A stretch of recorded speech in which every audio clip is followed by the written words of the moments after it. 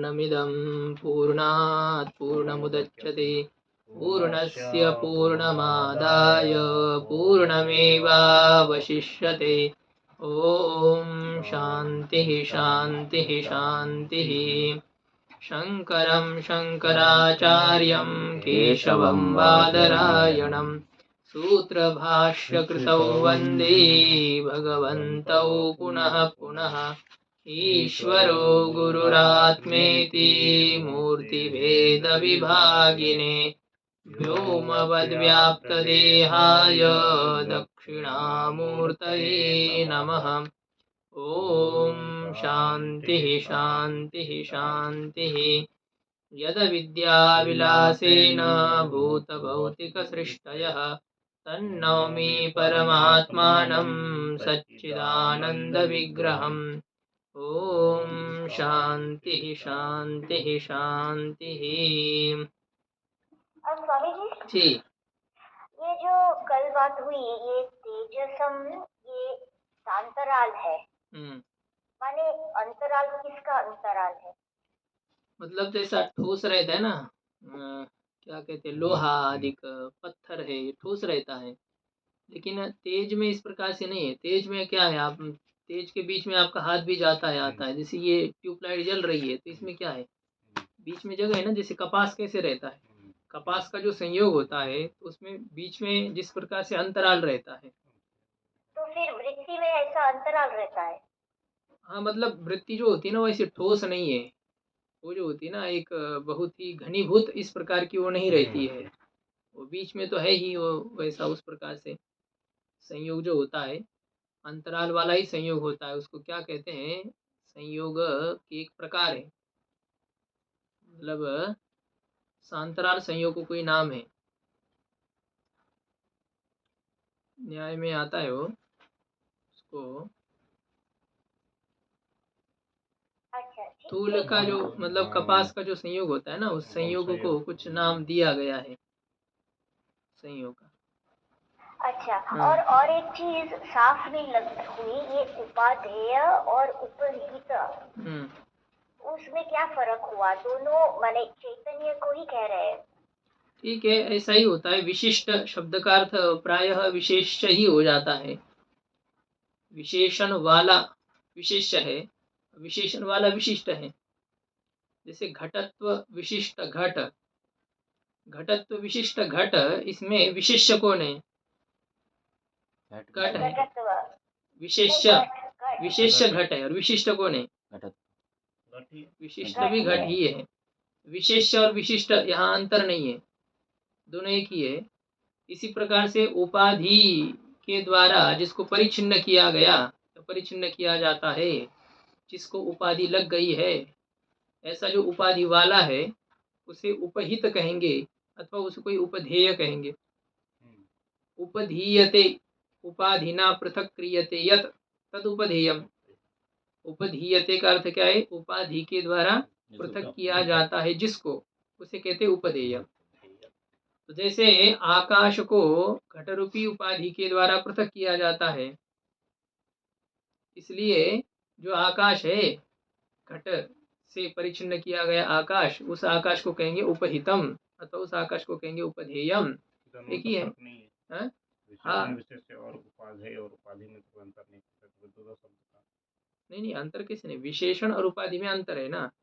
विशेषण में क्या होता है, कार्य से संबद्धता रहती है, मतलब वो जिसको लगा हुआ है ना उसके स्वरूप में वो प्रविष्ट रहता है। और उपाधि जो होती है वह जिसको पृथक कर रही है उससे पृथक रहती है, अलग रह करके वो पृथक करती है। तो इतना भेद है, बाकी तो दोनों में भी वर्तमानता समान है, दोनों में भी व्यावर्तकता समान होती है, दोनों भी जिससे संबंधी है उसको अन्यों से पृथक करने वाली होती है। उपाधि भी पृथक करती है, विशेषण भी पृथक करता है।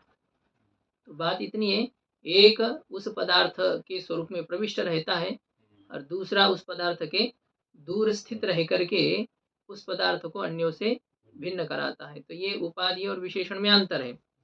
बाकी जैसा विशेष और विशिष्ट इसमें कोई भेद नहीं, वैसे उपधेय और उपहित इसमें कोई भेद नहीं।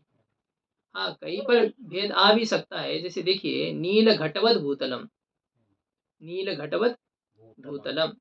यहाँ विशेषण कौन है? भूतल। हैं? नील घट। नील ये विशेषण है और विशेष्य कौन है? भूतल। भूतल विशेष। घट विशेष्य है और विशिष्ट कौन है? भूतल। भूतल। ये एक वैसे देखा जाए तो भूतल के सापेक्ष घट विशेषण है, क्योंकि घट वाला भूतल है। तो भूतल निष्ठ विशेषता निरूपित विशेषणता किसमें है? घट में है। और घटनिष्ठ विशेषता निरूपित विशेषणता नील रूप में है। मतलब नील रूप के सापेक्ष घट विशेष है और घट के सापेक्ष भूतल विशेष है। लेकिन यदि हम इस प्रकार से सोचेंगे कि घट नील है विशेषण, घट है विशेष, और इन दोनों से विशिष्ट है भूतल। दोनों से क्या? भूतल तो नील रूप से विशिष्ट नहीं है, भूतल तो घट से ही विशिष्ट है। लेकिन यहाँ विशिष्ट घट से विशिष्ट है भूतल, विशिष्ट घट से विशिष्ट है भूतल, या विशेष जो घट है उससे विशिष्ट है भूतल। तो इस प्रकार से कभी कुछ जगह पर हम विशेष और विशिष्ट में थोड़ा भेद भी कर सकते हैं, बाकी कोई अंतर वैसा नहीं आता है। विशेषण वाले को विशेष कहते हैं या विशेषण वाले को विशिष्ट कहते हैं, दोनों में भेद नहीं है। वैसे ही उपहित और उपधेय इसमें ज़्यादा अंतर नहीं रहता है। हाँ, बात ये है कि दोनों का जहाँ पर मिश्रण हो उसे विशिष्ट कहना है। जैसे विशेषण और विशेष्य दोनों मिलकर के विशिष्ट होता है, उपाधि और उपधेय दोनों को मिलकर के उपहित होता है ना, दोनों का मिश्रण है। और जहाँ पर आपको एक एक की विवक्षा होती है ना, तो तब उसको विशेष्य ही कहेंगे। केवल व्यक्ति को आप कहना चाहते हैं तो घट केवल व्यक्ति विशेष्य है, और केवल आकाश को कहना चाहते हैं आप तो वो आकाश विशेष्य हो जाएगा। लेकिन घट के साथ जो आकाश है वो उपहित आकाश है। तो ये आपके विवक्षा के ऊपर निर्भर करेगा। बाकी उपधेय और उपहित, विशेष और विशिष्ट, इसमें अंतर नहीं है। हाँ, और एक अंतिम था, ये फल मुख गौरव माने फल देखा जाने से गौरव नहीं है, इसका अर्थ ये हुआ। हाँ, उसमें कार्य हो चुका है ना, जब कह दिया है गौरव से काम चल गया, आपने जो 2 से चलना था आपने उसमें 10 कह दिया, और 10 कह करके कार्य संपन्न भी हो गया, और बाद में आपको समझ में आ रहा है कि अरे ये तो गौरव हो रहा था। अब क्या, अब तो फल हो चुका है, अब कार्य निष्पन्न हो चुका है, अब इसके बाद में जो गौरव का ज्ञान है वो कोई काम का नहीं है। परीक्षा में पेपर आप लिख रहे थे, उस समय कुछ प्रश्न का उत्तर याद नहीं आ रहा था, या तो आपने गलत कुछ लिख दिया, और जैसे आपने वो प्रश्न पत्रिका शिक्षक के हाथ में दी जो आप लिख रहे थे उसमें, तो आपको कुछ याद आ गया बाहर निकलने के बाद में, अरे ये प्रश्न का उत्तर तो यह था। तो अभी वापस जाने पर आपको वापस देगा क्या? वापस कैसे मिलेगा? अब वो चला गया, चला ही गया। इसी प्रकार से बाद में यदि गौरव का ज्ञान हो जाता है कार्य संपन्न होने के, तो तब वहाँ का जो गौरव होता है वह दोषास्पद नहीं माना जाता है। अब हो गया वो, अब पछताने से क्या? यहाँ मुख माने फल माने कार्य माने वो देखा जाने से ये मुख का अर्थ कैसे हुआ? फल मुख गौरव, फल ही मुख है जिसका, मतलब फल ही आदि में है जिसके, फल प्रधान या आदि में मुख जो होता है ना वो पहले होता है। मुख का अर्थ प्रथम ऐसा भी किया जाता है, प्रधान ऐसा भी किया जाता है। तो फल ही प्रथम है जिसमें, जिसके पहले आपको फल दिख गया है, फल सिद्ध हो चुका है, ऐसा जो बाद में होने वाला गौरव ज्ञान, फलम अथवा अर्थात फल ज्ञानम मुखम प्रथमम यस्मिन् गौरवे तद्गौरवम फलमुख गौरवम फलमुखम फलमुखंच तद्गौरवंच फलमुख गौरवम। तो फल का ज्ञान जिसमें आदि में हो रहा है, इस प्रकार के गौरव को फलमुख गौरव इस प्रकार से कहते हैं। तो ये है एक व्युत्पत्ति की दृष्टि से की तो बात अलग ही है जैसा हो, बाकी तो ये रूढ़ है कि जहाँ कार्य संपन्न होने के बाद में गौरव का ज्ञान हो जाए तो वह गौरव प्रामाणिक गौरव होता है, वह दोषास्पद नहीं माना जाता है। जब एक बार हो गया, अब क्या हो गया तो हो गया। तो ऐसा ये है कि गौरव भले ही हो रहा था, किसमें गौरव दिखा रहे थे? दोनों ये उपाधि और विशेषण एक देशस्थत्वेन उपाधि में उपधेय की अभेदकता है, अभेद प्रयोजकता है। उपाधिया उपधेय के अभेद के प्रयोजक होती है, लेकिन कैसे होती है? स्वरूप से नहीं, अपितु एक देशस्थत्वेन उपाधियों में उपहित के अभेद की निमित्तता है। तो ये जो कहा गया कि उपाधि को अभेद का निमित्त न मान करके एक देश में स्थितत्व विशिष्ट उपाधि को अभेद का प्रयोजक माना गया, तो इसमें गौरव हो रहा है। ये कहा कि ये गौरव दोषास्पद नहीं होता है, ये इसके बिना बन ही नहीं सकता है काम। तो कुछ गौरव आपको स्वीकार्य होते हैं, स्वीकार करना ही पड़ता है, उसे प्रामाणिक गौरव कहते हैं या फलमुख गौरव कहते हैं। उसके अलावा और कोई गति ही ना हो तो दोष को भी स्वीकार किया जाता है, वह फलमुख गौरव है। तो यहाँ स्वरूप से उपाधि में अभेद की प्रयोजकता स्वीकार करने पर बात बनती नहीं है, स्वरूप से हो तो ये होता नहीं है। ये तो कोई सिद्धांत ये नियम नहीं ना हो पदक का नाम न लगावा स्वरूप ने और देना करता हूं उपाधि तो पहले ही कह दिया कि नहीं लाघव से इसी को मान लो, फिर कहीं पालन बाद में फिर पूरा हो गया। ये तो कह रहे हैं ना, पूर्व पक्षी शंका कर रहा है कि जिस प्रकार से विशेषण स्थल पर विशेषण को आप स्वरूप से ही क्या है उसमें भेदकता स्वीकार करते हो, विशेषण जो होते हैं वो स्वरूप से ही भेदजनक होते हैं। मतलब उसमें एक देश में स्थितता और भिन्न देश में स्थितता इसका कोई मतलब नहीं रहता है। विशेषण में विशिष्ट के भेद की जनकता है। भिन्न देशस्थत्व विशिष्ट विशेषण या एक देशस्थत्व विशिष्ट विशेषण, ये बात नहीं कही। स्वरूप से यदि विशेषण विद्यमान हो तो विशिष्ट को भिन्न करेंगे। इसी प्रकार से उपाधि को भी, उपाधि में भी जो भेद जनकता है तो वह भिन्न देशस्थत्व विशिष्ट उपाधि में भेद जनकता क्यों? यह बात तो भेद जनकता की हो रही थी, अभेद जनकता की नहीं। गौरव वहां पर माना गया कि उपाधि को उपधेय के भेद का जनक मान लेना चाहिए, चाहे उपाधि एक देश में स्थित हो चाहे उपाधि भिन्न देश में स्थित हो, उपाधि स्वरूप से ही उपहित का भेदक होती है, यह स्वीकार किया जाए। यह करेंगे तो क्या होगा? लाघव होगा, क्योंकि भिन्न देशस्थत्वम, ये इसको जो है ना कारणता का अवच्छेदक नहीं मानना पड़ेगा। भिन्न देशस्थत्व विशिष्ट उपाधि भेदजनक है यह मानने पर गौरव है, और केवल उपाधि भेद का जनक है, उपाधियों में भेदजनकता है मानने पर लाघव है।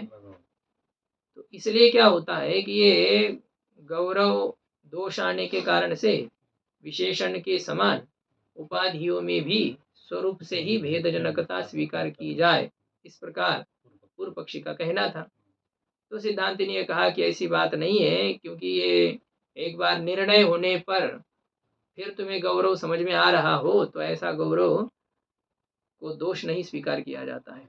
अब हो गया वहां तक तो निर्णय हो गया, अब निर्णय होने के बाद में आपको कुछ याद आ रहा है तो वो उसका क्या मतलब क्या होता है? जो समय आपको दिया हुआ है उस समय पर आप यदि काम नहीं कर पाए और बाद में भले ही आप चाहे जितना करें, लेकिन उससे कोई लाभ नहीं होता है ना। निर्णय हो चुका है पहले ही, जो हार गए, जो जीत गए, और फिर बाद में नहीं हम तो दोबारा खेलना चाहेंगे, हमारा तो ऐसे ऐसे हो गया था, मेरा ध्यान नहीं था, वो नहीं था, ये काम थोड़ी चलता है वहां पर। ऐसे ही जब विवाद चल रहा था कि उपाधियों में भेदजनकता स्वरूप से मानी जाए या भिन्न देशस्थत्व न मानी जाए, तो वह निर्णय हो गया कि भिन्न देशस्थत्व न मानी जाए। क्यों? क्योंकि घट और मठ ये दोनों उपाधियां जब एक देश में स्थित होती है तो उसमें तद उपहित आकाश में भेद नहीं स्वीकार किया जाता है। मतलब दो उपाधियां है अलग अलग, फिर भी उससे उपहित आकाश भिन्न नहीं है, उससे उपहित आकाश एक ही है। तो वहां पर यह निर्णय हो गया कि एक देश में स्थित उपाधियां भेद की जनक नहीं होती है, भिन्न देश में स्थित उपाधियां ही भेद की जनक होती है। अब यह निर्णय होने के बाद में पूर्व पक्षी यदि कहे कि अरे इसमें तो गौरव हो रहा है, सिद्धांत कहता है आप चुप रहो। अब गौरव क्या, जब तुम्हें मौका था उस समय तो तुम बोले नहीं, उस समय तो गौरव की बात बनी नहीं है, तो इसलिए अब ये गौरव को गौरव नहीं माना जाता है, उसको स्वीकार ही करना पड़ता है। कहीं कहीं अधिक कल्पना करने पर ही यदि इष्ट सिद्धि हो तो वहाँ पर वो जो गौरव होता है वो दोषास्पद नहीं होता है। जहाँ कम कल्पना करने पर भी कार्य की संपन्नता हो जाती हो तो वहाँ पर कम की कल्पना करो, इस प्रकार से है। अब भीमसेन कितने लड्डू खाता होगा, अब कल्पना ही करनी है ना, तो हम क्या कहेंगे, नहीं नहीं 1 लड्डू खाता होगा, 2 लड्डू खाता होगा। अब भीमसेन की बात चल रही है और 1-2 लड्डू की कल्पना, अब वहां पर चाहे जितना गौरव करोगे ना वहां वो ठीक ही रहेगा, क्योंकि ब्रकोदर है। वो क्या है, 1500 लड्डू भी खा जाते हो तो भी वहां पर कोई दोष नहीं है ना। तो जहां पर अधिक कल्पना करने पर दोष नहीं माना जाता है या दोष नहीं आता है, तो वहां पर अनेक कल्पना करने पर गौरव दोष होने पर भी वो दोषास्पद नहीं है, अनुचित नहीं है, वो उचित ही होता है। ऐसे ही होता है। गुण दोष जो होते हैं ना वो एक परिस्थिति के अनुकूल वो देखे जाते हैं। अब देखिए भोजन हमें जा नहीं रहा है, हम कम खा रहे हैं बहुत, अब ये दोष या गुण है। अभी कभी दोष भी हो सकता है, कभी गुण भी हो सकता है। कम खाना ये गुण भी हो सकता है, दोष भी हो सकता है। अधिक खाना ये गुण ही है क्या, अधिक खाना भी दोष हो सकता है। तो वहां वो देखा जाएगा कौन व्यक्ति है, किस प्रकार का प्रसंग है, कैसी परिस्थिति है, तो उसके अनुरूप कम अथवा अधिक खाना इसके दोष और गुण निर्भर करते हैं। इसी प्रकार से गौरव और लाघव दोष कहाँ बनते हैं और गुण कहाँ बनते हैं, तो ये प्रसंग के अनुरूप वहां सिद्ध होता है। ये उपाधि में जो भेद जनकता है तो वह भिन्न देशस्थत्व विशिष्ट उपाधियों में ही भेद जनकता है। इसमें गौरव होने पर भी इस गौरव को दोषास्पद स्वीकार नहीं किया जाता है, क्योंकि ये फलमुख गौरव है। फल इसमें पहले सिद्ध हो चुका है, फल का निश्चय होने के बाद में गौरव ज्ञान हो चुका है, तो ये गौरव नहीं है। ये विचार हम लोगों का हो गया था कि उपाधि जब एक देश में आ जाती है तो उससे उपहित चैतन्य में एकत्व हो जाता है। इस कारण से प्रमाण चैतन्य का विषयावच्छिन्न चैतन्य के साथ अभेद जो हमने ज्ञानगत प्रत्यक्षता का प्रयोजक कहा है वो समुचित ही है, ये सिद्धांति ने विचार किया था। तो अंतःकरण की वृत्ति और घटाधिक विषय इनमें अभेद नहीं होता है, किंतु इनमें अभेद न होने पर भी इनके एक देश में स्थित होने मात्र से ही उन दोनों से उपहित आकाश में चैतन्य में अभेद सिद्ध होने से प्रत्यक्षता जो ज्ञानगत प्रत्यक्षता है उसकी सिद्धि हो जाती है, ये सिद्धांति ने कहा था। तो वह ज्ञान घटांश में प्रत्यक्ष होता है। इसके आगे हमको आज विचार करना है। यहाँ तक कोई किसी को शंका? ननु चक्षुरादि असन्निकृष्टे सुखादौ तद्वृत्ति अनुदयात् कथम तदंशे प्रत्यक्षत्वम् इत्याशंक्य तस्य अंतरत्वेन चक्षुरादि सन्निकर्षणपेक्षणात् इत्याशयेन आह। पूर्व पक्षी कहता है चक्षुरादि असन्निकृष्टे सुखादौ, सुख दुख काम क्रोध ये चक्षुरादिक इंद्रियों से दिखते हैं क्या? तो चक्षुरादिक इंद्रिय से जो असन्निकृष्ट है, असंबद्ध है, ऐसे जो सुखादि, उन सुखादि में वृत्ति का उदय न होने के कारण से, ठीक बाहर देश में वृत्ति जाती है तो कोई बात नहीं है क्योंकि इंद्रिय से सन्निकृष्ट विषय है, लेकिन सुखादि में अंतःकरण के वृत्ति का उदय न होने के कारण से कथम तदंशे प्रत्यक्षत्वम, सुखादि अंश में प्रत्यक्षता कैसे? सुख दुखादि का जो ज्ञान हो रहा है उस सुख दुखादि के ज्ञान का विषय जो सुख दुख है, तो सुख दुख अंश में प्रत्यक्षता कैसे है? इस प्रकार की शंका करके देखो ना, यह अयम घटः, यहाँ इस ज्ञान में अंतःकरण की वृत्ति चक्षु के माध्यम से घटदेश में जाकर के घटाकार होती है, तो घटोपहित चैतन्य के साथ वृत्तियोपहित चैतन्य का अभेद हो गया, इसमें प्रत्यक्षता ठीक है, लेकिन सुख अंदर है और चक्षुरादिक इंद्रिय बाहर देख रही है, तो वृत्ति जब निकलेगी तो बाहर निकलेगी। तो जब इंद्रिय जन्य वृत्ति तो अंदर है ही नहीं, तो फिर सुख दुख आदि विषय से उपहित चैतन्य के साथ अंतःकरण वृत्ति उपहित चैतन्य का अभेद बनता है क्या? नहीं बनता है। तो सुखादि अंश में प्रत्यक्षता कैसे? इति आशंक्य, इस प्रकार की शंका करके तस्य आंतरत्वेन कहते हैं, तस्य सुख दुखादेहे, सुख दुखादि में आंतरत्व होने के कारण से, अंदर में विद्यमानता होने के कारण से, चक्षुरादि सन्निकर्षण अपेक्षणात्, व चक्षुरादि सन्निकर्ष के अपेक्षा न होने के कारण से वह वृत्ति को बाहर निकलने के लिए रास्ता की कोई जरूरत नहीं है, दरवाजा की कोई आवश्यकता नहीं है। कारण बाहर भले ही हो, सुख दुख उत्पन्न होता कहाँ है? देखिए, वो है इष्ट वस्तु को देख करके सुख उत्पन्न हुआ और अनिष्ट वस्तु को देख करके दुख उत्पन्न हुआ। तो जो सुख दुख उत्पन्न हो गया उसका निमित्त भले ही बाहर हो, लेकिन सुख उत्पन्न कहाँ होता है? अंतःकरण में होता है ना। तो जब सुख उत्पन्न होता है तो उसका प्रत्यक्ष होता है कि नहीं होता है? सुख उत्पन्न होता है तो प्रत्यक्ष होता है? होता है। क्या वो दिखता है इंद्रिय से? नहीं। सुख का कारणीभूत जो निमित्त है वह आपको दिख रहा है बाहर, है ना।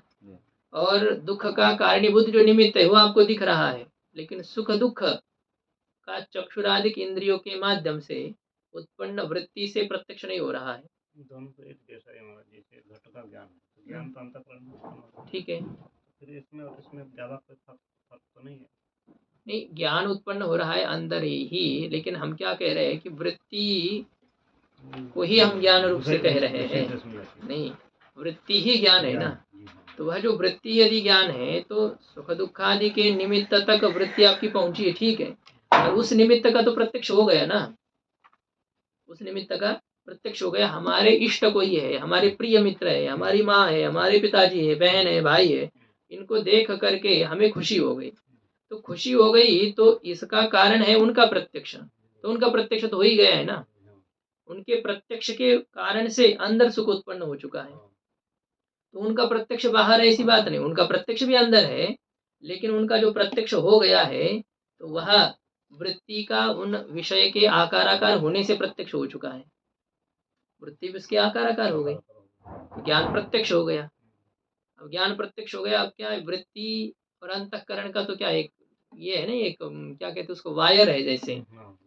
तो कहीं पर आपने वो लगा दिया है, जैसा क्या कहते हैं उसमें, वो पग लगा दिया है।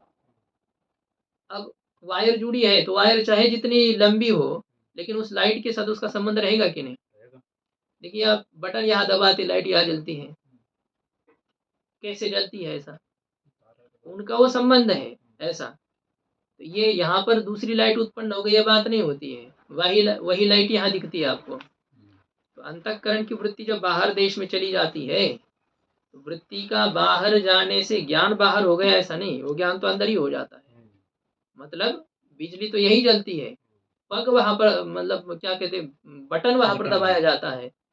ऐसी वृत्ति जब बाहर चली गई, वृत्ति विषय के आकार हो गई, तो बस विषय का प्रत्यक्ष हो गया, ज्ञान का प्रत्यक्ष हो गया। ज्ञान का प्रत्यक्ष, विषय का प्रत्यक्ष अंतःकरण में हुआ है, यहाँ पर उसका प्रत्यक्ष हो जाता है। तो शंका तो आपकी ठीक थी कि भाई सुख का निमित्त बाहर है और प्रत्यक्ष ज्ञान का निमित्त भी घटाधिक बाहर है, तो घटाधिक स्थल पर तो अंतःकरण की वृत्ति बाहर निकल रही है, आप मान रहे हो, तो सुखादि के स्थल पर वृत्ति बाहर क्यों नहीं निकल रही है? हम ये नहीं कह रहे निकल नहीं रही है, निकल रही है, लेकिन जो सुख उत्पन्न हो रहा है ना, या सुख को विषय करने के लिए नहीं उत्पन्न हो रही है वृत्ति। घट को विषय करने के लिए वृत्ति निकली थी, क्या सुख को खोजने के लिए वृत्ति निकलती है क्या? नहीं, सुख का जो निमित्त है उस सुख के निमित्त को प्रत्यक्ष करने के लिए वृत्ति निकलती है और वो अपने अंश में सफल होती है। वो उस निमित्त का प्रत्यक्ष कर लेती है, और यदि कर लेती है तो अंदर सुख उत्पन्न होता है। यदि नहीं कर लेती है या किसी प्रतिकूल विषय का प्रत्यक्ष कर लेती है तो अंदर में दुख उत्पन्न होता है। तो कार्य होगा वहां और उसका परिणाम यहाँ, ऐसा है। युद्ध सीमा पर लड़ा जा रहा है और परेशान इधर राजा है कि नहीं? वो है, उस प्रकार से हो रहा है। भारत हार रहा है, परेशानी यहाँ है, वो खेलने वाले वहाँ खेल रहे हैं ना, लेकिन तकलीफ यहाँ हो रही है। इसी प्रकार से क्या है, सुख दुख आदि का निमित्त भले ही बाहर हो, लेकिन सुख दुख यहाँ उत्पन्न होते हैं, तो जो अंतःकरण में उत्पन्न होते हैं। जो हम मतलब अगर इस सुख दुख का ज्ञान अगर प्रत्यक्ष नहीं है, तो हम दूसरों को देख के ऐसे कैसे बोलते कि यह सुखी है, ये अनुमान दुखी। करते हैं उसके जो है ना, खिला हुआ मुख देख करके, क्या बात है आज बहुत खुश लग रहे हो, हाँ, अनुमान होता है वह। तो प्रत्यक्ष और नहीं है। नहीं, प्रत्यक्ष नहीं है।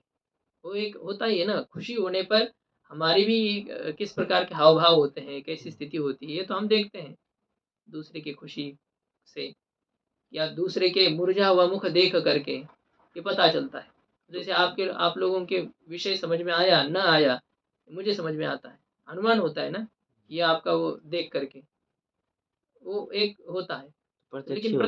प्रत्यक्ष नहीं हो रहा है, अनुमान आपके, ठीक है, वो आप ये कह सकते हैं प्रत्यक्ष, मतलब कहने का भाव आपका ये हो रहा है कि वो सही है, सत्य है। आपके खुशी को देख करके मैंने जो सुख का अनुमान किया वो सही है, सही है। लेकिन वो प्रत्यक्ष नहीं है, वो परोक्ष है। आपके अंतःकरण के सुख के साथ मेरा क्या संबंध है? हाँ? न मेरे चित्त का आपके चित्त के साथ संबंध है, न मेरे इंद्रिय का आपके चित्त के साथ संबंध है। आपके सुख दुख का प्रत्यक्ष मैं कैसे कर पाऊंगा? पर्वत में वन्नी का ज्ञान यथार्थ ही होता है, प्रत्यक्ष नहीं। यथार्थ अलग है, प्रत्यक्ष अलग है। ये शंका पूर्व पक्षी के द्वारा की गई, सुख दुख आदि ज्ञान में प्रत्यक्षता नहीं हो पाएगी, क्योंकि चक्षुरादि के साथ सुख दुख आदि का संबंध नहीं है, और इसलिए इंद्रियजन्य वृत्ति का उदय नहीं होगा, तो सुख अंश में प्रत्यक्षता कैसे? ऐसी शंका करके सिद्धांत कहता है कि वो सुख दुख आदि तो अंदर है। सुख दुख आदि कहाँ रहते हैं? अंतःकरण में है। और अंतःकरण में जो सुख दुख आदि है, उस सुख दुख आदि के विषय, सुख दुख आदि रूप विषय को विषय करने के लिए वृत्ति को बाहर निकलने की आवश्यकता है? नहीं है ना। जैसे यहाँ पर मुझे जल लेना है, अभी यहाँ पर नल लगा हुआ है, अंदर जल लेना है। अब जल लेना है तो मुझे दरवाजा खोलना पड़ेगा, अंदर या अंदर जो कोई वस्तु लेनी, पुस्तक उठाना है यहाँ से, अभी पुस्तक उठाने के लिए मुझे दरवाजा खोलना पड़ेगा। अंदर के कार्य करने के लिए दरवाजा खोलने की आवश्यकता नहीं है, सुख दुख आदि का अंदर है। चक्षुरादिक इंद्रिय रूपी जो दरवाजे हैं, तो उनका सन्निकर्ष की यहाँ पर अपेक्षा न होने के कारण से सुख दुख आदि के प्रत्यक्ष में कोई आपत्ति नहीं है, इति आशयेन आह, इस प्रकार के तात्पर्य से सिद्धांति कहता है। मूल में सुखादि अवचिन्न चैतन्यस्य तद्वृत्त्यवचिन्न चैतन्यस्य च नियमेन एकदेश स्थित उपाधिद्वयावचिन्नत्वात् नियमेन अहम सुखी इत्यादि ज्ञानस्य प्रत्यक्षत्वम्। सुखादि से उपहित जो चैतन्य है, सुखादि से उपहित जो चैतन्य है, सुखादि उपहित चैतन्य कहाँ है? अंतःकरण देश में है। और अंतःकरण वृत्त्यावच्छिन्न चैतन्य कहाँ है? वो भी वही है। मतलब सुख जहाँ है वही वृत्ति है। तो सुख और वृत्ति इन दोनों उपाधियों की एक देश में स्थिति है कि नहीं है? तो दोनों उपाधियों की एक देश में स्थिति होने से उनसे उपहित चैतन्य निश्चित रूप से क्या है? एक ही है।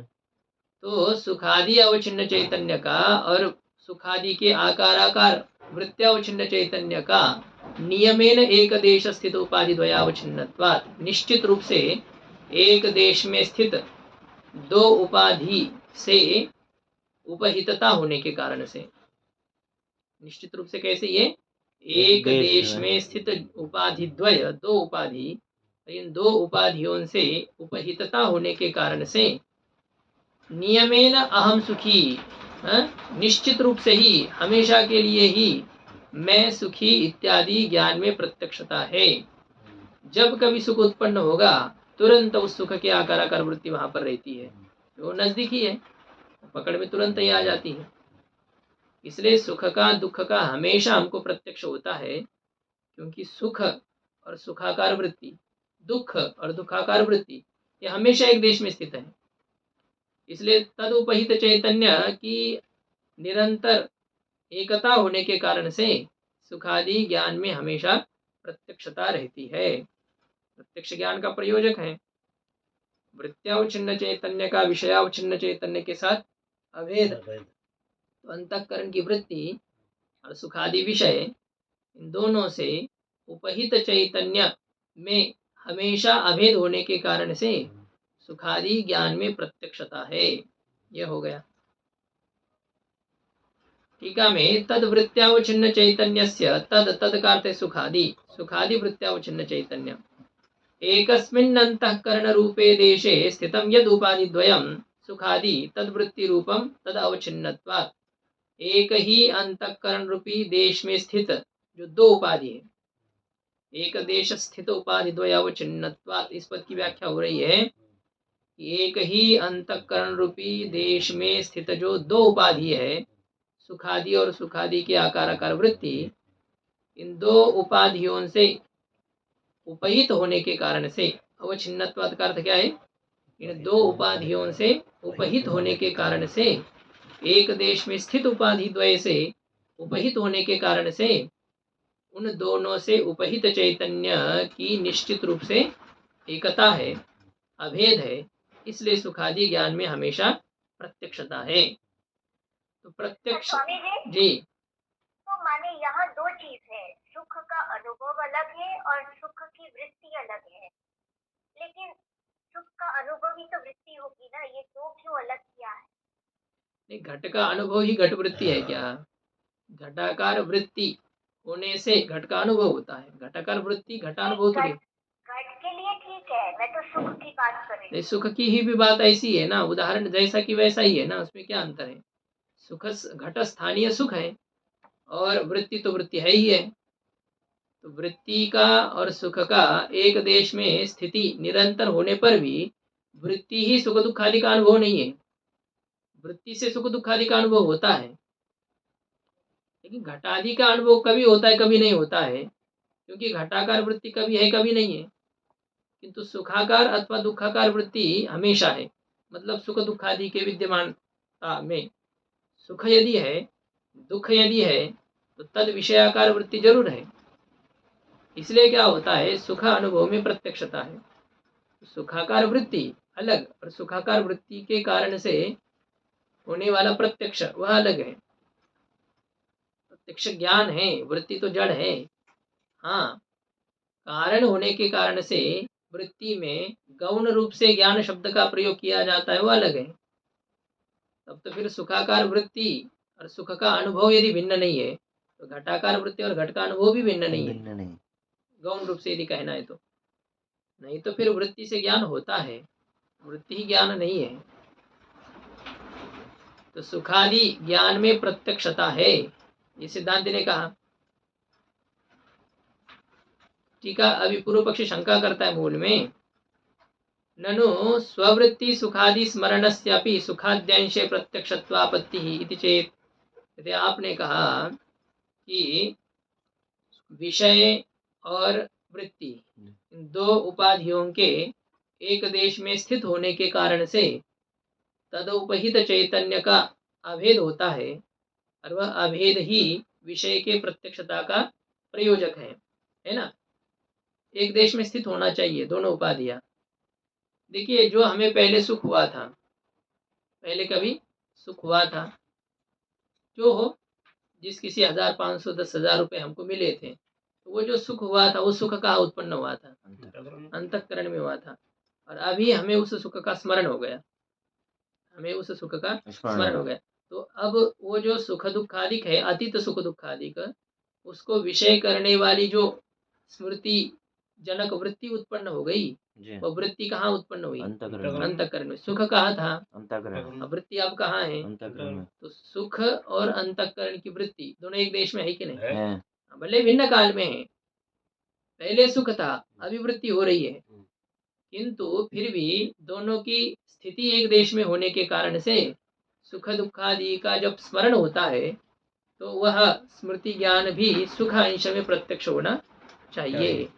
सुख का स्मरण हो गया, लेकिन सुख का अनुभव होना चाहिए, प्रत्यक्ष होना चाहिए हमको। होता है क्या प्रत्यक्ष?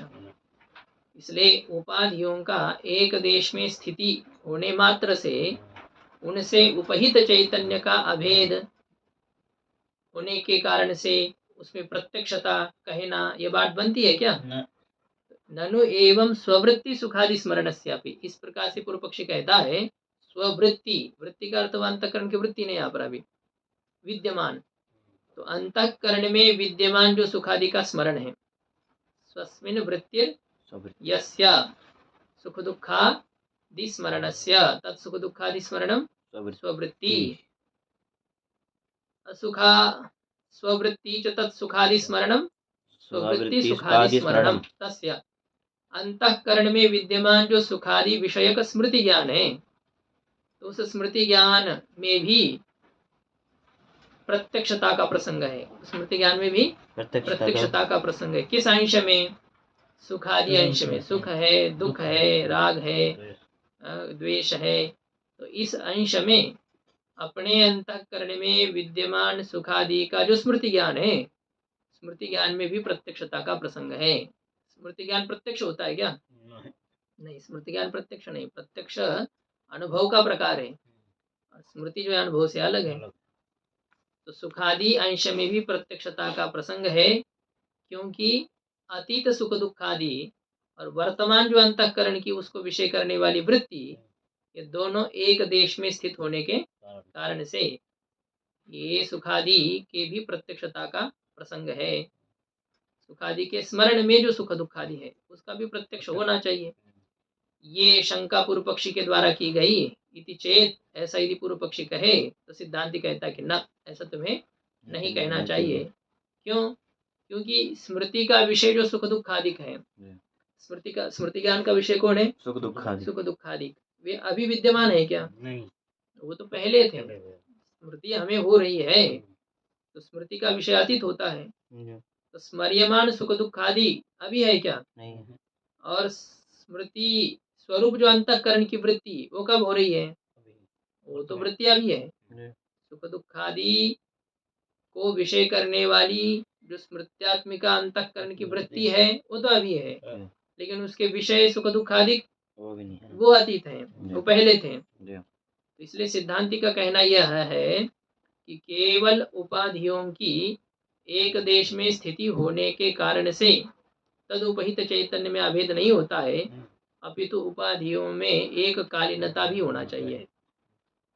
दोनों उपाधियां एक काल में होते हुए यदि एक देश में स्थित हो तो फिर तदुपहित चैतन्य में अभेद होता है।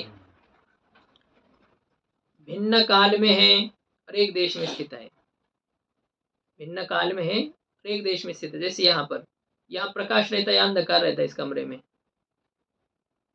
दोनों भी प्रकाश कब रहता है, अंधकार कब रहता है?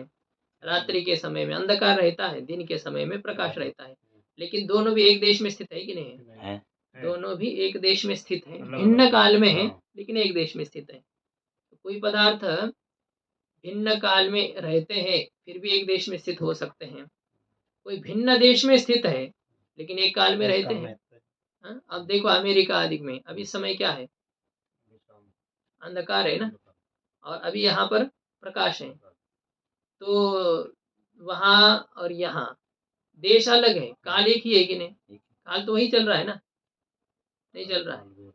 काल कैसे? वो तो सायंकाल कह रहे, हम प्रातः काल कह रहे, वो तो एक अवान्तर भेद हम कर रहे हैं, है तो वो भी वर्तमान काल ही ना। इस दृष्टि से देखिए, इसी समय हम पूछ रहे इस समय वहां पर क्या कितने बजे हैं, ऐसा हम कहते हैं इस समय वहां पर कितने बजे। इस समय मतलब क्या है? समय तो यही वर्तमान ही है, और वर्तमान काल होने पर भी देश भिन्न होने के कारण से अब उसमें कितना अंतर आ जाता है। तो इसलिए है उपाधियां अभेद का प्रयोजक बनती है या भेद का प्रयोजक बनती है, लेकिन अभेद का प्रयोजक कब बनती है? एक देश में होते हुए एक काल में स्थित हो।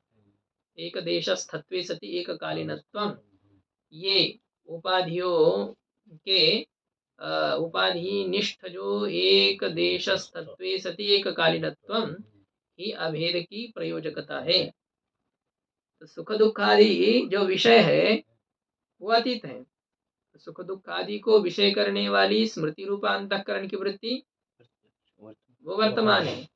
तो इसलिए दोनों उपाधियों में एक देशस्थता है क्या? नहीं। ये दोनों उपाधियां एक देश में स्थित है क्या? हाँ। सुख दुखादि और अंतःकरण की वृत्ति, ये दोनों उपाधियां एक देश में स्थित है क्या? एक देश में स्थित तो है, लेकिन एक काल में है क्या? नहीं। एक काल में नहीं है। यदि एक देशस्थत्व विशिष्ट उपाधियों में यदि अभेद की जनकता है, तब तो फिर स्मर्यमान सुख और उसको विषय करने वाली जो स्मृति रूपांतःकरण की वृत्ति, इनमें तो एक देशस्थत्व है तो तदुपहित चैतन्य में अभेद होने के कारण से सुख दुखादि का प्रत्यक्ष हो जाना चाहिए। तो सिद्धांति उत्तर देता है कि स्मर्यमान सुखस्य अतीतत्वेन, स्मृति का विषयभूत जो सुख दुखादिक है उसमें अतीतता होने से और स्मृति रूप अंतःकरण की वृत्ति में वर्तमानता होने के कारण से तयोः उपाध्योः भिन्न कालीनतया, उन दोनों जो उपाधियां है उन दोनों उपाधियों में भिन्न काल वृत्तित्व होने से तदावचिन्न चैतन्य और भेदात, उनसे उपहित चैतन्य में भी भेद होने के कारण से, तदुपहित चैतन्य में भेद है। अभेद तभी होगा जब एक काल में होते हुए यदि एक देश में स्थित हो उपाधियां, तो तदुपहित चैतन्य में अभेद हो जाता है। उपाध्योः एक देशस्थत्वे सति एक कालीनत्वस्य उपधेय अभेद प्रयोजकत्वात्, उपाधि में एक देश में स्थितता होते हुए एक काल में स्थितता होना ही उपहित के अभेद की प्रयोजकता है। उपहित के अभेद का निमित्त उपाधियां तभी बनती है जब दोनों उपाधियां एक देश में स्थित होते हुए एक काल में स्थित हो, तो यह है। अब ये जब माना गया तो अब सुख दुखादि को विषय करने वाली जो स्मृति है उसमें सुखादि अंश में प्रत्यक्षता का प्रसंग नहीं है, क्योंकि वहाँ उपाधियों में एक देशस्थत्व होने पर भी एक कालीनत्व नहीं है। टीका में देखिए, प्रत्यक्षत्वम इति, सुख दुखादि ज्ञान में क्या है? प्रत्यक्षता है। प्रत्यक्षता है मतलब कहाँ किस अंश में प्रत्यक्षता है? सुखादि अंश में प्रत्यक्षता है। सुख का जो ज्ञान हो रहा है तो सुखांश में प्रत्यक्ष है, घट का ज्ञान घटांश में प्रत्यक्ष है, न कि गुरुत्व संस्कार आदि अंश में। तो सुख दुख आदि अंश में वह ज्ञान प्रत्यक्ष है। आगे देखिए, मतलब ये स्मृति ज्ञान की बात नहीं चल रही है। सुख का जो अभी समय विद्यमान सुख दुख आदि का जो ज्ञान है वह ज्ञान प्रत्यक्ष है सुख आदि अंश में। पूर्व पक्षी कह रहा है, ननु एवं उपाध्योः एक देशस्थत्वेन भेदाजनकत्वे अहं पूर्वं सुखी इत्यादेः स्ववृत्ति सुखादि स्मरणस्यापि सुखाद्यंशे प्रत्यक्षत्वं स्यात् इति शंकते। जो अभी हमने ऊपर मूल में विचार किया ही है कि उपाधियों में एक देशस्थता होने से भेद की अजनकता स्वीकार करने पर, केवल उपाधियां एक देश में स्थित हो तो उसमें भेद जनकता नहीं रहती है, ऐसा मानने पर मैं पहले सुखी था इत्यादि है। इत्यादि जो क्या है? अपने अंतःकरण में विद्यमान जो सुख दुखादि का स्मरण है, स्व अंतःकरण है तो अंतःकरण में विद्यमान जो सुख दुखादि का स्मरण, तो उस स्मरण में भी सुखादि अंश में प्रत्यक्षता हो जानी चाहिए, क्योंकि सुख दुखादि और सुख दुखादि को विषय करने वाली स्मृत्यात्मिका वृत्ति दोनों उपाधियां एक देश में स्थित है कि नहीं है? तो दोनों एक देश में यदि स्थित है तो तदुपहित चैतन्य में भेद नहीं है। और यदि उन दोनों से उपहित चैतन्य में अभेद है तो सुख दुखादि अंश में स्मृति ज्ञान भी प्रत्यक्ष हो जाना चाहिए। इस प्रकार की शंका पूर्व पक्षी करता है। तो सिद्धांत ने क्या उत्तर दे दिया कि उपाधियों का एक देश में स्थित होना मात्र उपहित के अभेद का प्रयोजक नहीं है, अपितु एक काल वृत्तित्व भी होना आवश्यक है। टीका में, न केवलम उपाध्योः एक देशस्थत्व मात्रम उपहित अभेद प्रयोजकम अपितु एक कालीनत्वम अपि इति न स्मृतवति व्याप्तिः तत्र उपाध्यो भिन्न कालीनत्वात् इति परिहरति। यदि केवल उपाधि उपाधियों का एक देश में स्थित होना मात्र उपहित के अभेद का निमित्त नहीं है। उपाधियों का एक देश में स्थित होना मात्र उपहित के अभेद का निमित्त नहीं है, अपितु एक कालीनत्वम अपि, एक काल वृत्तित्व भी, उपाधियों में एक काल वृत्तित्व भी उपहित के अभेद का निमित्त है। मतलब एक देश वृत्तित्वे सति एक काल वृत्तित्वम ही जो उपाधियों में है वह उपहित के अभेद का निमित्त है। तो इसलिए स्मृति में अतिव्याप्ति नहीं है, क्योंकि स्मृति स्थल पर उपाधि जो सुख दुखादि का और सुख दुखादि को विषय करने वाली वृत्ति दोनों एक देश में स्थित है क्या? जी, दोनों एक देश में स्थित है। कहाँ रहते हैं दोनों? अंतःकरण में। किंतु दोनों एक काल में स्थित है क्या? नहीं। सुख दुखादि कब है? जब अंत तो अतीत है। और वृत्ति कब है? वर्तमान है। तो भिन्न कालीनत्व है दोनों उपाधियों में। तो दो उपाधियों में भिन्न कालीनता होने के कारण से स्मृति स्थल पर अतिव्याप्ति नहीं है। इस प्रकार से सिद्धांति परिहार करता है। न इति, ऐसा सिद्धांति ने मूल में उसका परिहार किया, खंडन किया, क्योंकि वहां स्ववृत्ति सुखादि स्मरणे तत्र स्मर्यमान सुखस्य अतीतत्वेन, तत्र का अर्थ क्या है? जब अपने अंतःकरण में विद्यमान सुखादि का स्मरण होता है, उस स्मरण में अंतःकरण में विद्यमान सुख दुखादि के स्मरण में स्मर्यमान सुखस्य अतीतत्वेन, जो स्मरण होता है, इस स्मरण में जो सुख दुखादिक है उसमें तो अतीतता है जी।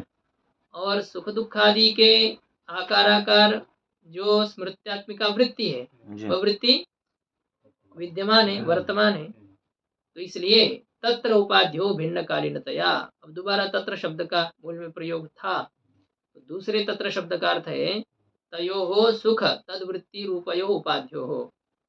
तो वे जो दोनों सुख और सुख विषयक स्मृत्यात्मिका वृत्ति, उन दोनों उपाधियों में एक कालीनता है।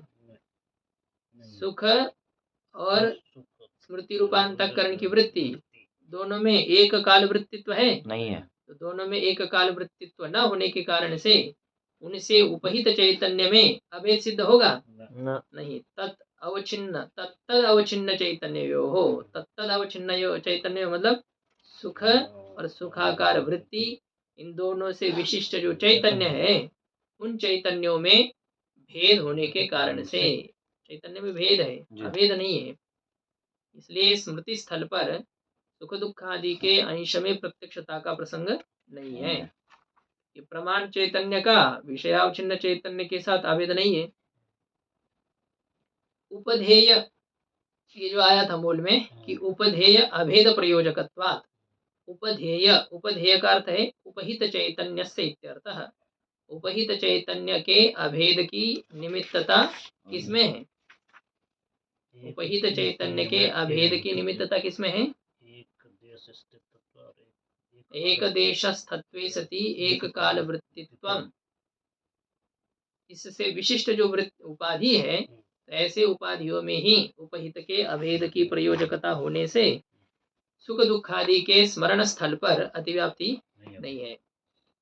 अब फिर पूर्व पक्षी के द्वारा शंका की जा रही है कि आपने उपहित के अभेद का प्रयोजक माना एक काल वृत्तित्वे सति एक देश वृत्तित्वम, किंतु इसमें गौरव हो रहा है।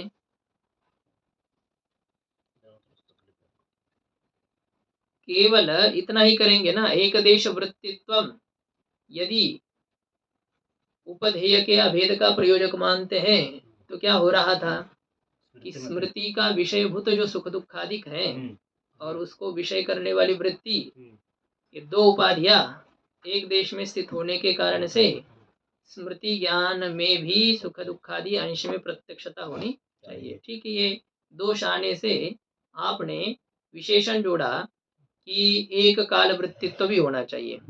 दोनों उपाधियों में एक काल वृत्तित्व भी होना चाहिए। चलिए ठीक, इतना ही मानो। फिर एक काल वृत्तित्व विशिष्ट जो उपाधियां है वे ही क्या होती है? उपहित के अभेद का निमित्त बनती है। ऐसा मानने पर क्या आपत्ति है? एक देश तत्व को हटा देंगे, केवल एक काल वृत्तित्व ही यदि अभेद का प्रयोजक है, यह स्वीकार करेंगे तो क्या होगा?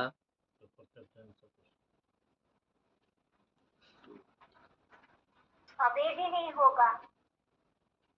हाँ, तो क्या बात क्या मैंने कही थी कि एक काल वृत्तित्व विशिष्ट ही यदि अभेद का प्रयोजक है, यह स्वीकार किया जाए, तब तो फिर तो क्या है, हमेशा अभेद होने लग जाएगा वर्तमान में जितने हैं।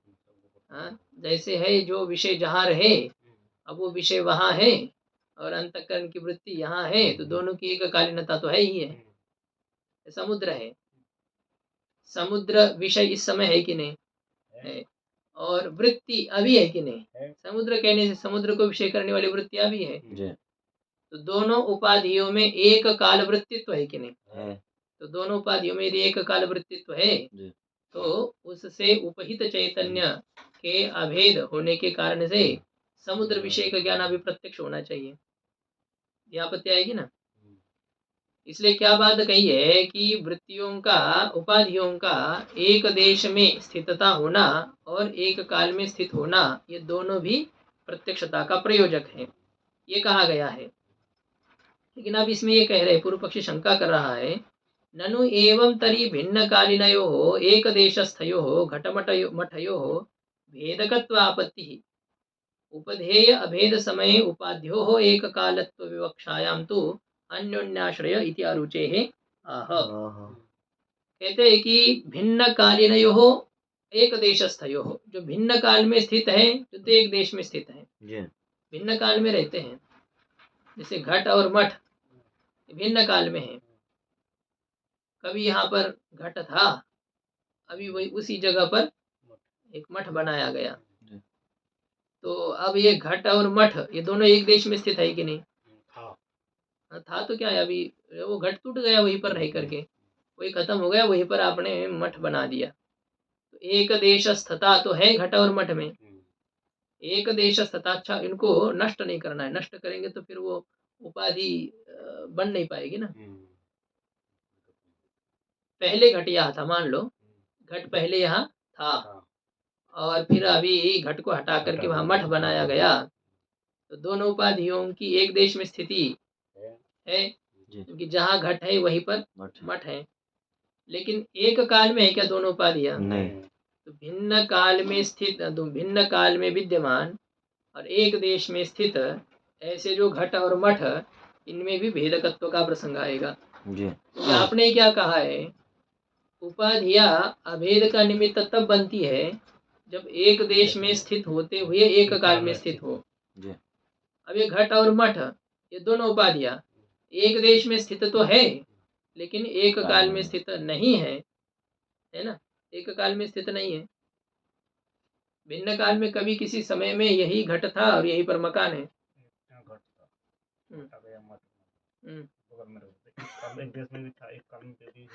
नहीं, वो हाँ, आप वर्तमानता की बात वहाँ उस प्रकार से नहीं, जो एक देश स्थता उपाधि में है वह किस काल में है? वर्तमान काल में, भूतकाल में था।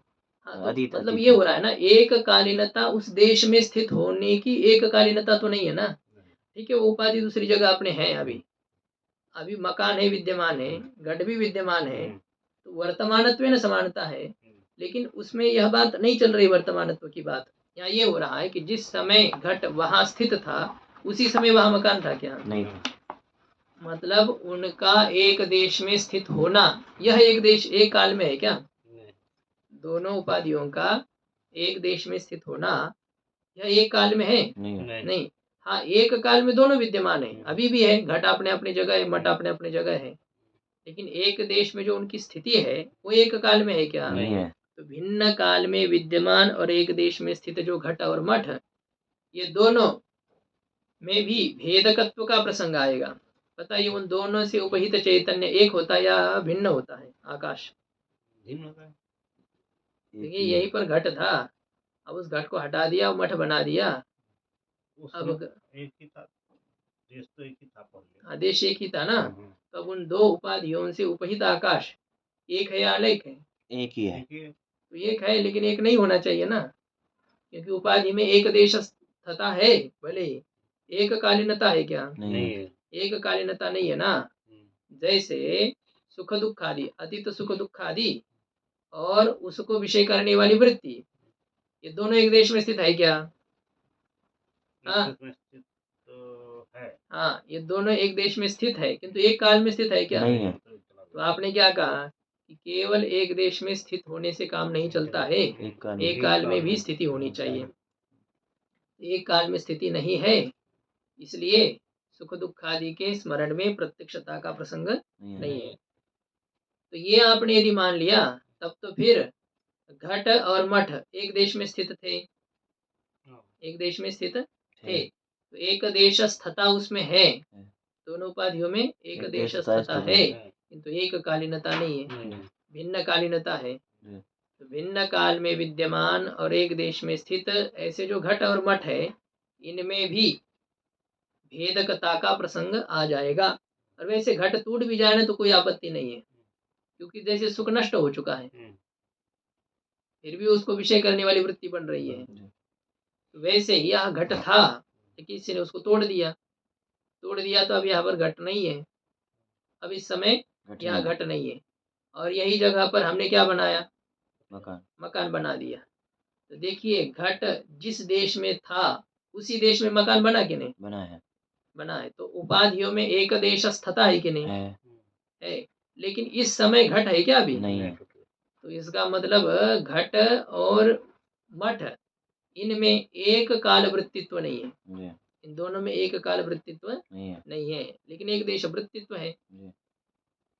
तो यदि उपाधियों में अभेद के सिद्धि के लिए एक देश स्थत्व के साथ एक काल वृत्तित्व भी चाहिए, तो फिर घट और मठ में भेदकता का प्रसंग नहीं आएगा। ये दो उपाधि तदुपहित आकाश को भिन्न नहीं कर पाएगी। तो आपको मानना पड़ेगा कि यहाँ ये जो घटोपहित आकाश है, यह इस मठोपहित आकाश से भिन्न है, ये स्वीकार करना पड़ेगा। लेकिन ऐसा है क्या? घटोपहित आकाश मठोपहित आकाश से भिन्न है क्या? नहीं है। लेकिन आपने जो निमित्त माना है, क्या निमित्त माना है? कि उपाधियों में एक देश में स्थित होते हुए एक काल में स्थित होना ही प्रत्यक्षता का प्रयोजक है। तो यहाँ तो अभी घटोपहित चैतन्य और मठोपहित चैतन्य, इन दोनों में अभेद नहीं हो पाएगा। या घटोपहित आकाश और मठोपहित आकाश, इनमें अभेद नहीं होना चाहिए। उपाधियां एक काल में है क्या? उपाधियों में एक काल वृत्तित्व न होने के कारण से उससे उपहित आकाश या उससे उपहित चैतन्य, इनमें अभेद कैसे होगा? क्योंकि आपने ही माना है ना कि एक देश वृत्तित्व सति एक काल वृत्तित्वम ही उपाधियों में उपहित के अभेद की प्रयोजकता है। तो ये तो बन नहीं रही है, यहाँ पर नहीं बन रही है, तो क्या होगा? घट और मठ, ये दोनों में भेदकता का प्रसंग आएगा। घट और मठ ये दोनों उपाधियां, तो उन दोनों से उपहित चैतन्य अथवा आकाश के भेदक बन जाएंगे। और यदि आप क्या कहेंगे, अब इस आपत्ति का वारण करने के लिए इस प्रकार से कहेंगे कि ऐसा है कि उपधेय अभेद समय उपाध्यो एक कालत्व विवक्षायाम, कहते हैं कि जब उपहित का अभेद हो ना, जिस समय उपहित का अभेद है उसी काल में उपाधि में एक कालता होनी चाहिए। उपहित का अभेद के समय में उपाधियों में एक काल वृत्तित्व होना चाहिए। ऐसा यदि कहोगे, मतलब बात ये होगी कि उपहित के अभेद का ज्ञान होने पर, देखो ना, घट और मठ इन दोनों से उपहित जो चैतन्य है अथवा आकाश है, इनके अभेद का ज्ञान आपको हो रहा है कि नहीं? हो रहा है। दोनों से उपहित चैतन्य अथवा दोनों से उपहित आकाश एक है। तो उपहित के अभेद का ज्ञान जिस काल में है उसी काल में क्या होना चाहिए? उसी काल में उपाधियों में एक विद्यमानता होनी चाहिए, उसी काल में दोनों उपाधियों की विद्यमानता हो। तो जिस समय उपहित के अभेद का ज्ञान हो रहा है उसी समय दोनों उपाधियां विद्यमान होनी चाहिए। ऐसा यदि कहेंगे तो फिर तो ये अन्योन्याश्रय हो रहा है, क्योंकि उपहित के अभेद का निश्चय होने पर उपाधियों का एक काल में स्थित होने का निश्चय होना होगा, और उपाधियों के एक काल में स्थिति होने पर उपहित के अभेद की सिद्धि हो जाएगी। तो इस कारण से यह है कि ये तो अन्योन्याश्रय दोष आ जाएगा। तो इस प्रकार से इसमें अरुचि होने के कारण से अब दूसरा पक्ष कह रहे हैं। तो बात क्या हो रही है कि भिन्न काल वृत्तित्व होते हुए एक काल में विद्यमान जो घटमठ है, इनमें भेदकत्व का प्रसंग आ रहा है, और ये भेदकत्व का प्रसंग आने के कारण से हम क्या मानेंगे? हम यह स्वीकार करेंगे कि जिस समय उपहित के अभेद का निश्चय है, उसी समय उपाधियां एक काल में स्थित होनी चाहिए। बाकी भिन्न काल में हो तो कोई बात नहीं है, लेकिन उपहित के अभेद के निश्चय काल में उपाधियां एक काल में होनी चाहिए। बाकी भिन्न काल में होने से कोई आपत्ति नहीं है। जिस समय उपहित का अभेद निश्चय हो रहा है, उस समय उपाधि में एक कालता, तो ये तो है। यहाँ पर घट भले ही नष्ट हो चुका है और देश मठ भले ही अभी है, किंतु फिर भी जब उपहित में अभेद का निश्चय हो रहा है, तो उस समय आप उन दो उपाधियों को एक काल में मान रहे हो, स्वीकार कर रहे हैं ना कि यही घट है और यही मठ है।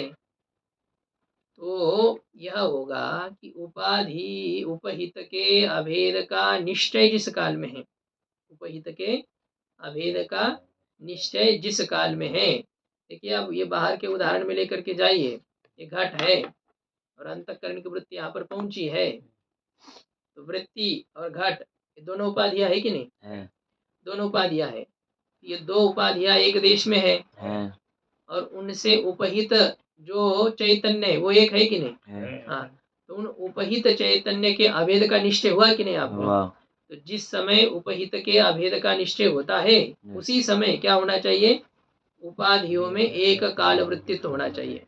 उसी काल में दोनों उपाधियां वहां मौजूद होनी चाहिए, जैसे कि है अभी घट भी है, वृत्ति भी है।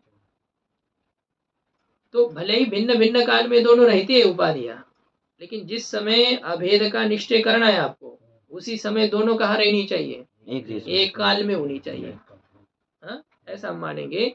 उपहित के अभेद के निश्चय के काल में उपाधियों में एक काल वृत्तित्व होना चाहिए। ऐसा यदि माना जाए तो सिद्धांति कहता है, पूर्व पक्षी कहता है, फिर अन्योन्याश्रय दोष होगा, क्योंकि उपहित के अभेद का निश्चय होने पर उपाधियों का एक काल में रहना, इसका निश्चय होगा, और उपाधियों के एक काल में स्थित होने पर उपहित के अभेद का निश्चय होना होगा। उपहित के अभेद का निश्चय कब होगा? उपाधियों के एक काल में विद्यमानता होने पर। और उपाधियों की एक काल में विद्यमानता कब होगी? जब उपहित का अभेद होगा, अभेद का निश्चय होगा। तो इस प्रकार से दोनों को एक दूसरे की अपेक्षा होने के कारण से अन्योन्याश्रय दोष आ रहा है। और इस अन्योन्याश्रय दोष आने से यह जो बात कही गई है कि एक देश वृत्तित्वे सति एक काल वृत्तित्वम जो उपाधि में है, वह अभेद का प्रयोजक है, उपहित के अभेद का प्रयोजक है, यह कहना उचित नहीं है, क्योंकि इसको कहने पर दोष आ रहा है। इसको कहने पर दोष आ गया कि जो घट और मठ है, इनमें भेदकता का प्रसंग आ रहा है। और यदि आपने यह कह दिया था कि उपहित के अभेद के काल में उपाधियों का एक काल वृत्तित्व, तो फिर तो अन्योन्याश्रय दोष आ रहा है। तो इसमें अरुचि होने के कारण से अब सिद्धांति उसका समाधान करता है कि ऐसा है कि एक देशस्थत्व मात्र उपधेय के अभेद का निमित्त नहीं है। एक देश में स्थित होना ये उपहित के अभेद का निमित्त नहीं है, अभी तो क्या है? एक वर्तमानता, ये हम विशेषण वहां पर जोड़ेंगे, कह रहे हैं यदि च एक देशस्थत्व मात्र उपधेय अभेद प्रयोजकम। मूल में यदि एक देश में स्थित होना ही उपहित के अभेद का निमित्त है, तो फिर मैं पूर्व में सुखी था, इस स्मृति में भी अतिव्याप्ति हो रही थी, और उस अतिव्याप्ति का वारण करने के लिए वर्तमानत्व विषय विशेषणम देयम, वर्तमानता ये विषय का विशेषण देना चाहिए। ये नहीं करना है कि उपाधियों में एक देश स्थत्वे सति एक काल वृत्तित्व होना चाहिए, ये नहीं करना है। क्योंकि ऐसा यदि एक देश वृत्तित्व सति एक काल वृत्तित्व इस प्रकार से उपाधियों के होने पर अभेद की प्रयोजकता स्वीकार करते हैं, तो फिर क्या दोष दिया गया था? एक देश स्थता भी होनी चाहिए और एक काल वृत्तित्व भी होना चाहिए। यह यदि स्वीकार किया जाए तो फिर अन्योन्याश्रय दोष हो गया ना। मतलब क्या है, उपाधियों के एक कालीनता का निश्चय होने पर उपहित के अभेद का निश्चय, और उपहित के अभेद का निश्चय होने पर उपाधियों के एक कालीनता का निश्चय। इसलिए ये दोष, अन्योन्याश्रय दोष वारण करने के लिए हम यहाँ पर क्या करेंगे, विषय का वर्तमानत्व यह विशेषण देंगे। तो मतलब जब आप एक देश वृत्तित्व एक काल वृत्तित्व यह उपाधि का विशेषण नहीं जोड़ पा रहे हैं, एक देश स्थत्व के समान एक काल वृत्तित्व यह विशेषण नहीं जोड़ पा रहे हैं, तो स्मृति सुखादि के स्मृति में अतिव्याप्ति बनी है। तो स्मृति में अतिव्याप्ति का वारण करने के लिए जो सुख दुखादिक विषय है, उन विषयों का क्या विशेषण जोड़ना है? वर्तमानत्व, यह भी विषय का विशेषण देना चाहिए। मतलब हम ये कहेंगे कि प्रमाण चैतन्य का वर्तमान काल में विद्यमान जो विषय, उस विषय से उपहित चैतन्य के साथ अभेद ही प्रत्यक्षता का प्रयोजक है। तो अब सुख दुखादि में अतिव्याप्ति नहीं है, क्योंकि सुख दुखादि ज्ञान का विषय जो सुख दुखादिक है वो वर्तमान काल में है क्या? नहीं। हाँ, तो इसलिए वहां पर प्रत्यक्षता का प्रयोजक न होने से स्मृति में अतिव्याप्ति का प्रसंग नहीं आएगा, लेकिन उसके लिए विषय का वर्तमानत्व यह विशेषण जोड़ना पड़ेगा। यहाँ तक विचार है, बाकी कल विचार करते। ओम पूर्णमदः पूर्णमिदं पूर्णात् पूर्णमुदच्यते पूर्णस्य पूर्णमादाय पूर्णमेवावशिष्यते। ओम शांति शांति शांति।